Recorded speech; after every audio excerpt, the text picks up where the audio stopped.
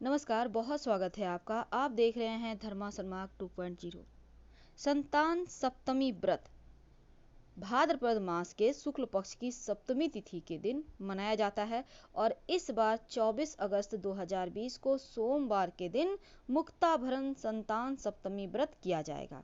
यह व्रत विशेष रूप से संतान की प्राप्ति, संतान की रक्षा और संतान की उन्नति के लिए किया जाता है। इस व्रत में भगवान शिव, मां गौरी की आराधना होने का विधान है। संतान सप्तमी का व्रत माताओं के द्वारा किया जाने वाला संतान के लिए सबसे बड़ा व्रत है।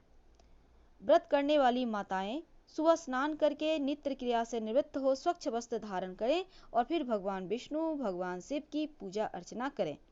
संतान सप्तमी व्रत का संकल्प लें। निराहार व्रत रखना है और दोपहर को चौक पूरकर चंदन, अक्षत, धूप, दीप, नैवेद्य, सुपारी, नारियल आदि से शिवजी, मां पार्वती की पूजा करें।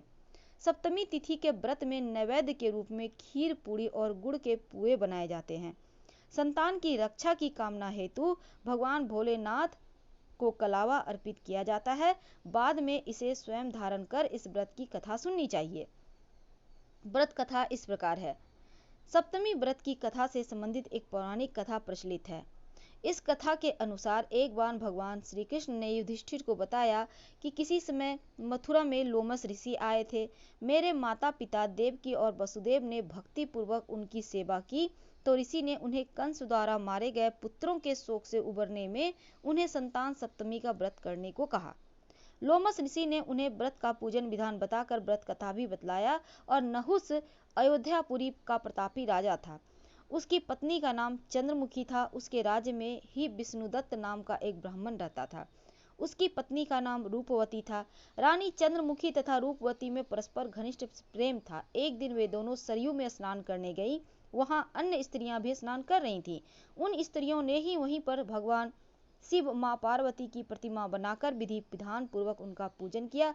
तब रानी चंद्रमुखी और रूपवती ने उन स्त्रियों से पूजन का नाम और विधि पूछा।